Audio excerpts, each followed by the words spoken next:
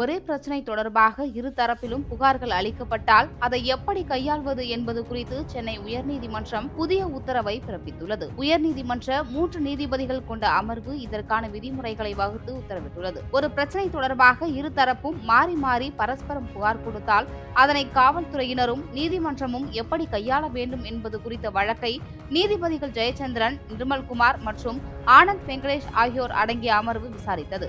அதன் அடிப்படையில் ஒரு சம்பவம் தொடர்பாக இரு தரப்பினரும் புகார் கொடுத்தால் அதை கவனமாக கையாள வேண்டும் எனவும், பாரபட்சம் காட்டாமல் இருதரப்பு புகார் மீதும் விசாரணை நடத்த வேண்டும் என உத்தரவிட்டுள்ளது.